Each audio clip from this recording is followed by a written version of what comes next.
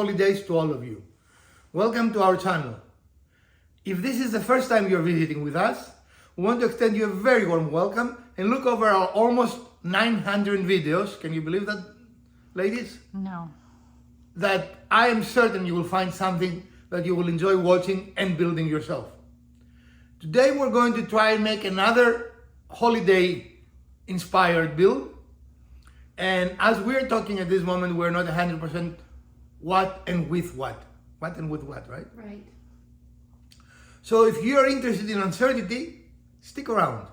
We're very uncertain about today's videos. So for today's project, we're going to go back to the true and tried, or is it tried and true? Tried and true. Tried and true cedar for a couple of reasons. The first one you cannot validate.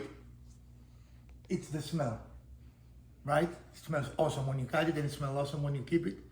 Like Miss Elpida said, even her closet smells like cedar because we use cedar there. So, but because this will be a finished project, will be inside the house, we will pass it through the planer first. So that's step one.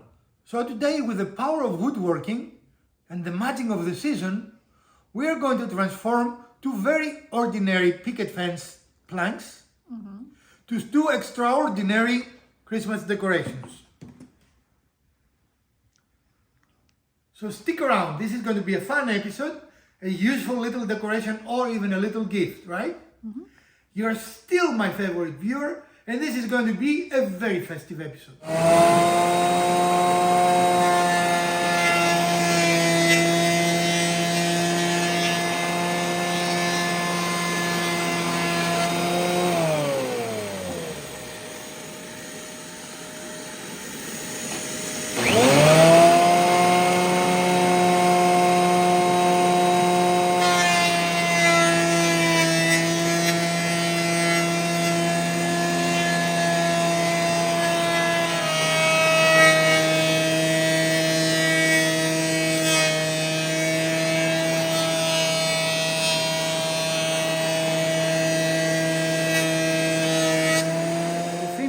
Planing one side, and this is our unplaned side, and you can see it's very rough to the touch, right? It is not very pleasant touch, but after a couple of passes through the planer, it just butter smooth.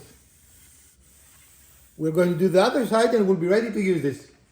Planing wood is one of those very satisfying processes because you can see the results immediately. The piece of wood goes in one side and comes out almost perfectly smooth in the other. Within 2 or 3 passes at most, you have an absolutely perfect smooth that you cannot do with sanding or any other processes as fast or as efficiently as the paper. So step 1, we try to decide the width of our projects. And we have this material which have the little, what is called that, an ear? Dog ear. A dog ear. And of course you can get it this way and have this whole width, right?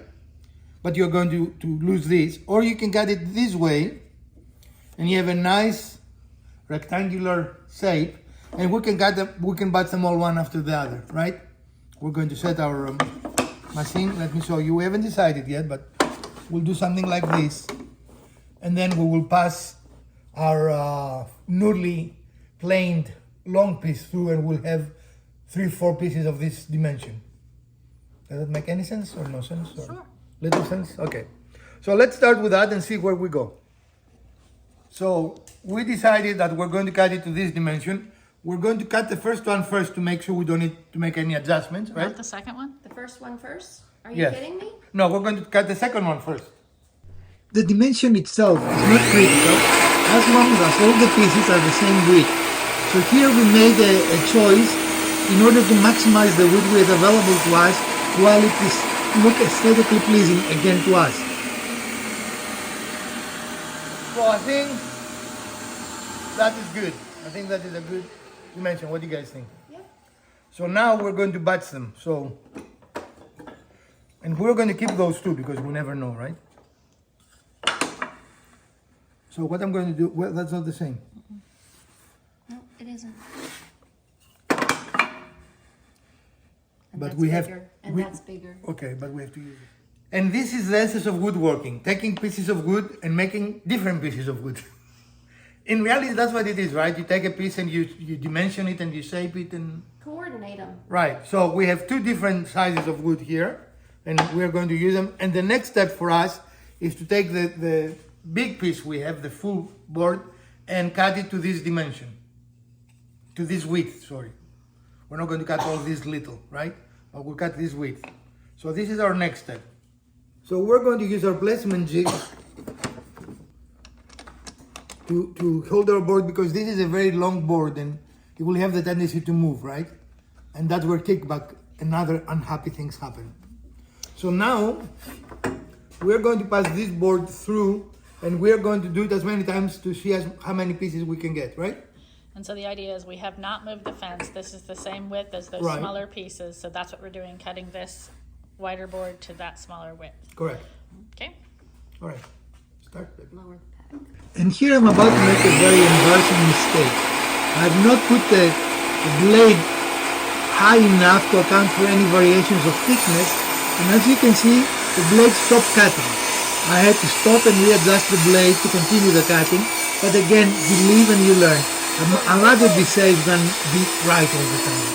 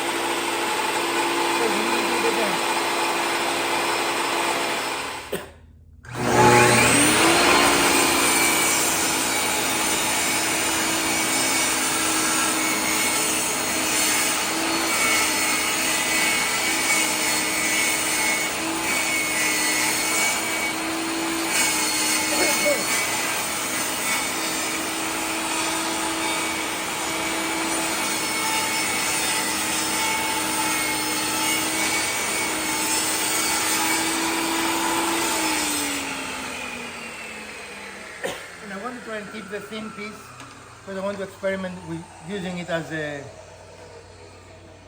edging for our plywood projects, you know, just... While cleaning and vacuuming the shop is not a very glamorous job, it is very necessary and, believe it or not, helps with the final outcome.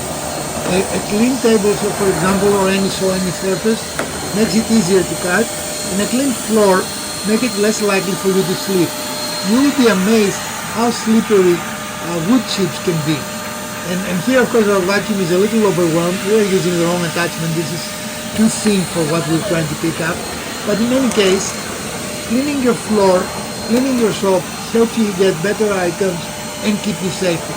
Something that most people don't think has anything to do with woodworking or the final outcome, but in reality it helps a great deal and makes your projects safer and better looking in the end.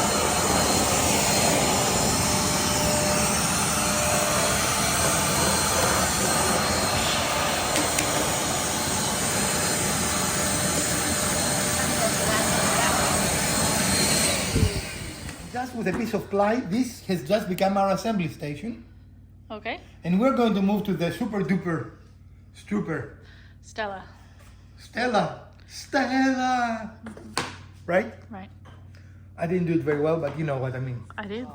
Long pieces that we just ripped and cut it to approximately half. Okay. And we're going to show you that because that's a very, very technically difficult cut.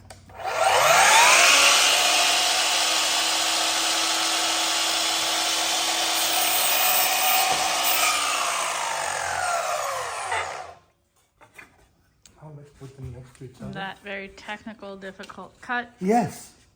I was joking, guys, because no one understands my humor. In case no one understands. Yeah. something.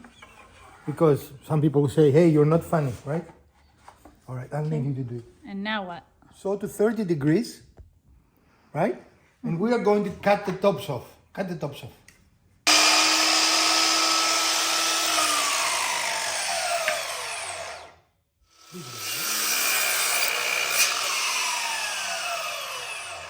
We need to cut cut it again. That's okay. Yeah, you're not listening to me. I'm not listening to you. You're correct. I wish you would. Hold it.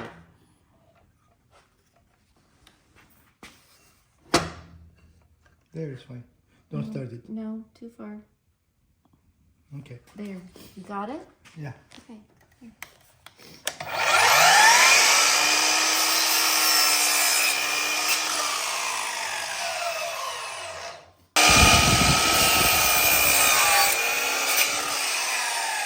We killed some wood, as you can see here. These are scraps that unfortunately we cannot use because we were trying to find the angle. And in the beginning, we made a mistake. We cut the angles correctly.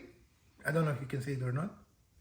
And then when we put them here, catastrophe, right? It way too wide. So we figured out that the correct way is to do it this way. And now we have our correct angle. And now we have to figure out our length. It is a little bold, so I'm going to turn it that way so the angle will be correct. Okay. No, don't push it. There. Okay, do it.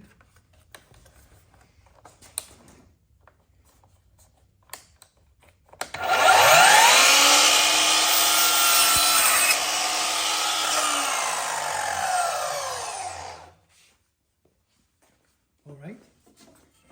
Now we have to empty all this.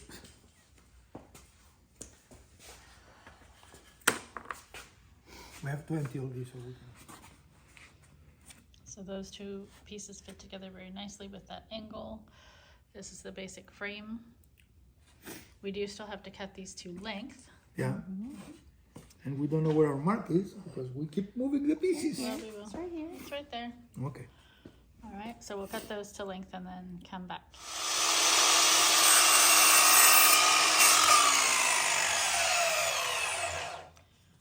So this cut was, so this cut was for the bottom angle of our piece. And if we realign these, we have marks to ensure that we have the top piece all lined up as it's supposed to be. Because woodworking is hard. And for the bottom, what we did was measure from the peak to the point where we roughly decided we wanted it to be, which for us ended up being about 23 inches. And we measured that down on both sides, and then we made a mark with our cross piece, and then we matched up that angle on our saw, and we've cut that side. And so now we need to do that again for our second side. So now that we've dialed our dimensions and cuts, we are going to make two different versions of this. So we have to cut two identical pieces, right? So we're going to go and do that. We're not going to show it to you. It's the same thing we showed you already. Okay, what are we not forgetting? We're not forgetting anything. Okay. So we have two pairs of identical, and these are the two sides of our triangles, right? Because we're going to make two triangles. Now you see the way to do it is, it looks almost counterintuitive, but you need to put pick with pick, right? Does it make sense? Pick with pick. Okay, but what was our lesson learned here? Put it pick with pick. This can get confusing really fast because of the different angles, right? So it took us a little bit of time to ensure, and a little bit of wasted wood, right? Yeah. We made a couple of wrong cuts, so take your time. Again, those two are not the same. Those two pairs are not the same, as you can see. Right, because one is the peak and one is the side Right. that matches up to the angle on the peak. So make sure when you assemble them, that's another lesson, that you use one from each pair, right? If you try to use the same pair, it will look funny, I That's think. still not right. Well, that's It would go like this. okay. There we go. Yeah, it's not flush. Okay, but anyway, that's what the peak is supposed to look like. Right. And you've used the two from the same side. So you would use one of each of those to make. Right. And now I would probably go ahead and do the top, glue it and brad nail it, and then put the bottom and then do the rest of the part. Okay. So we're going to use our old trick of using CA glue and wood glue for our assembly. And we're going to be brave and try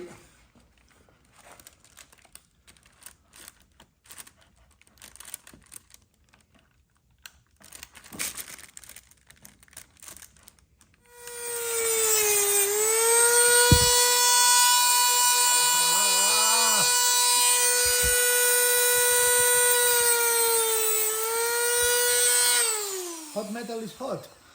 Hot metal is hot? Wow, yes. We'll Yes. do a little bit of sanding there. Possible to go from this side? It will make more marks, I think, but I can try.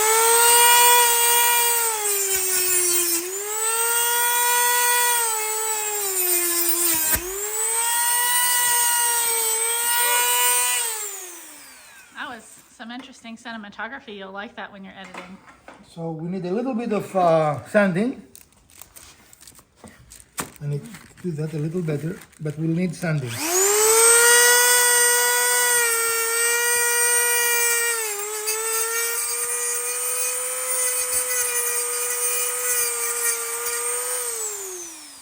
Look at your fire. I was like, let's not catch anyone on All right. fire today. Let's put them up and let's make sure they look decent before we expand any more time. Yeah, I think that's good. What do you think? Okay, looking good. There we go. What is our base? What is our base? This is our base here. So we were going to make this piece extend, you know, out to here and just make it kind of continue that line. But we kind of like the idea of flipping it around and leaving it a little bit more of a rounded corner here. So we use the same angle here on either side of the base, the same angle that we used up here, which was 60 degrees. And I think it looks pretty nice. Yeah, I like it. So now we need to cut another one for the second piece, right? Yes. Yep. Again, we cut this base with the 60-inch opposing angles here to give this the rounded bit. We have used wood glue and super glue, CA glue, for these joints, and now we're going to follow up with a couple of brad nails here.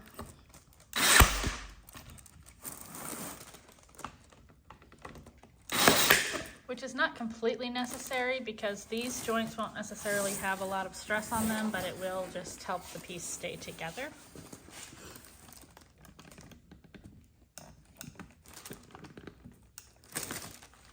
Are we out already? No, Okay.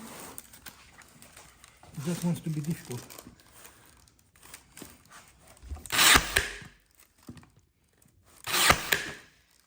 Yeah, side note, we have had this Ryobi for a long time and we have really liked it. We have loved the heck out of it. We've used it a lot, but it does occasionally get a little cantankerous. It requires a little bit of maintenance in terms of lubrication, and if you don't have it at just the right angle, it doesn't want to shoot. Well, that's a safety thing. Yeah, it is a safety thing, but it can be a little challenging when you've got angles and angles and angles and Right. you're trying to match those Now up. it's time to separate the twins Twin Peaks. so we can move on to the next step. Okay, what are we Excellent. doing next step? You're going to see. Are you sure? Yes. Okay. Say how we do the angle. Okay, we're saying how we do the angle. No, first, let's... So we laid a piece on top here, about as high up on the tree as we wanted it to be. And then we made a mark and we cut it. And now we have the first piece, and you can see you slide it down until both edges are lined up flush. And that's going to be where it sits. And hopefully we have the second piece as well. And then we'll take another piece when that one is secure, use about that much distance, and Let's see come if we right have behind it different- with another one. So we're gonna take what we cut the other one from. Right. And Just see. about. It doesn't have to be perfect. Yeah. Yeah, and this one would work because it has the same angle, because that's what we cut off. We need think to it's critical we can shine circle that it a up a little little bit, yeah. Okay. And then I think it would be good, and then we'll move forward with the rest. Okay, we're using a little bit of wood glue. And a little bit of brad nailing.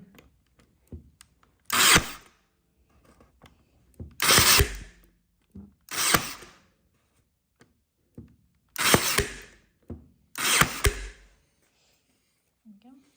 And the next one, but let's square that, right? So this is an angle that we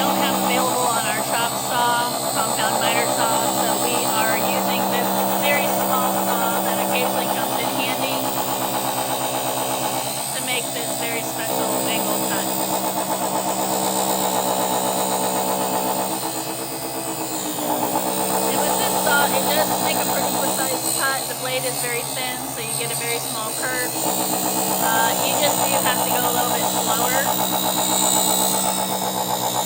to get the blade. It's not a super powerful saw. Hey, Oh, it does the job. It's just not super powerful. it's a super duper saw. Yeah. Let's see if that works. Slightly off. Okay, could take off just a little bit more right here. So we're making progress. That last piece did take a little bit of an adjustment to get it to fit correctly, but it's looking really good. And then there will be one final piece down at the bottom, am I correct? Yeah, I think so. If we can Fill figure up all the that angles out. All right. And then we need the, I'm sorry for the shaky camera work there. We're all around the table, sharing tools.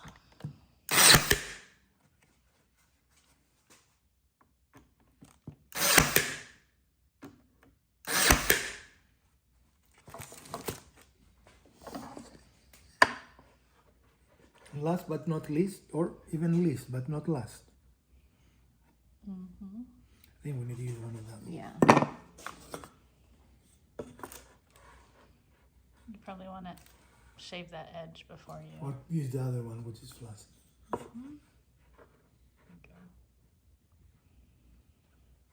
And what we're talking about is that some of these have the factory finish, which is not very finished at all, because as you know, these were very rough boards. And then once you start cutting things, you get a much more finished look. And so that's what we're going for along all those edges. So sometimes your boards are crooked. Yeah. And this, as you can see, is a very crooked board.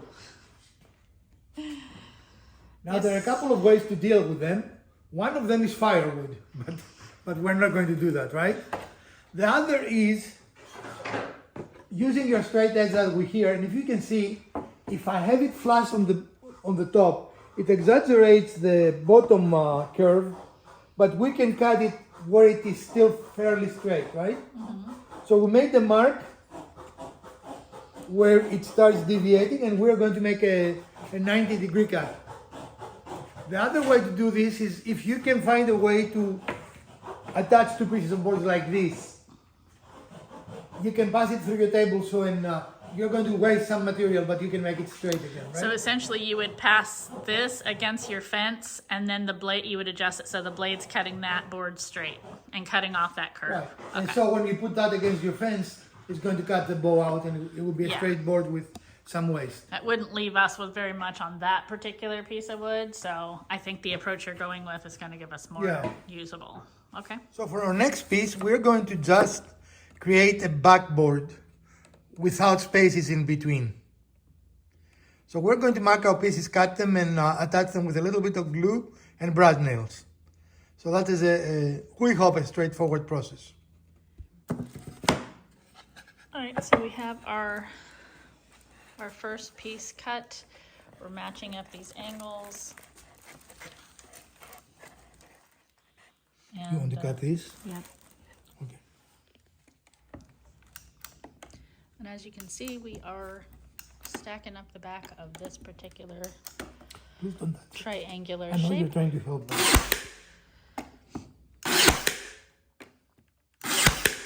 Sorry, go on.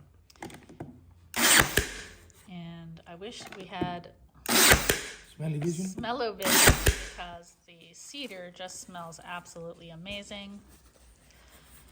And it's looking so nice. So we've been taking our second frame for the tree and taking just a full cedar board. You can see the dog ears up here. And laying it on top of this, taking a pencil and marking that board underneath so that we had the right length and angle. And all of these have the same angle, which is making it a lot easier. And then we've just put a little bit of glue here. on the frame itself, if it wants to come out. And then putting each piece in its place and adding a couple of brads to hold it. You want it closed then?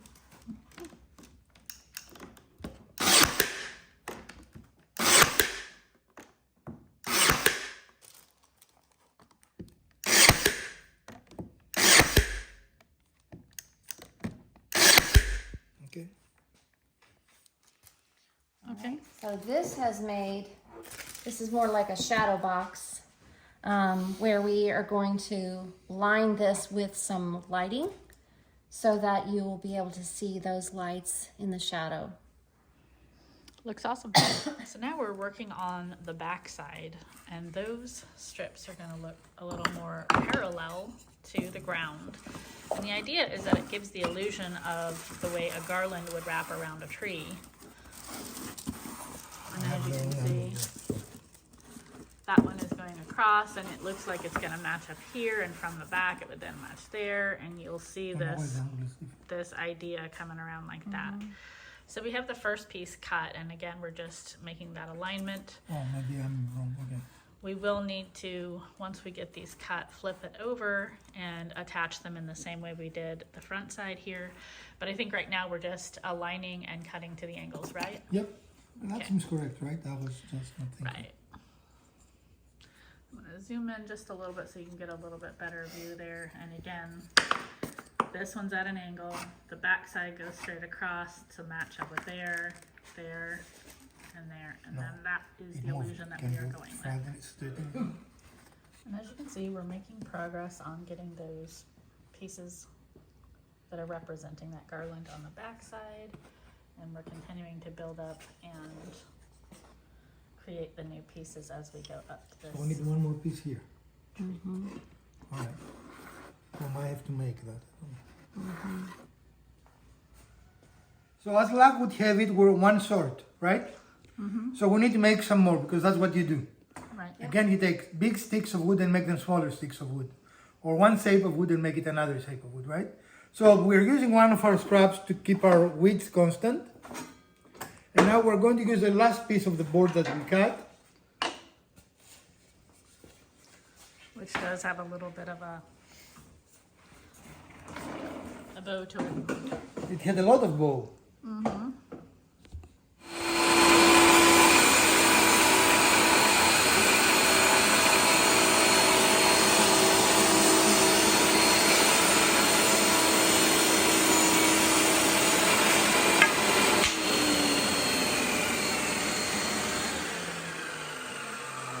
And like magic, as you remember, that was an extremely bowed board, and now we have usable pieces out of it. So we turn the piece on what it is in essence its front, right? No glue will ever possibly go there. So, We're still protecting our and we are going to try and finish the project.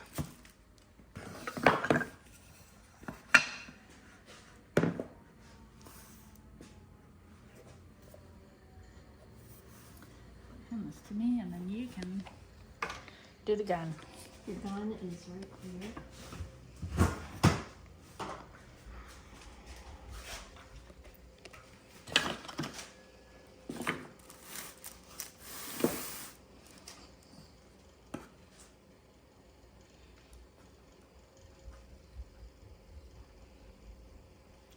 Dab O glue.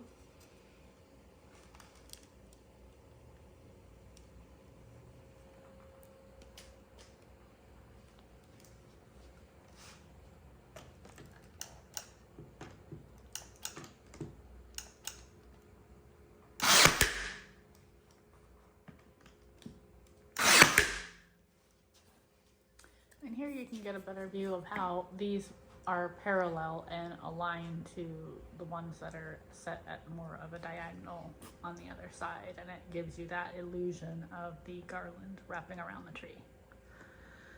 And we'll continue all the way up, just attaching them with, excuse me, glue and brad nail. So this is one of our 2 pieces completed. And I forgot I have a turntable. We found it, people. There we go. And as you can see, really it has 2 sides. So you have an option if you like the diagonal or the horizontal, right? But the idea is if I turn it very fast, you will think it's a ribbon. Yes. I don't think I can turn it very fast. But it is a nice, simple project. Well, actually I will say moderate because of all the Yeah, the angles. angles made it a little more challenging. Yeah, agree.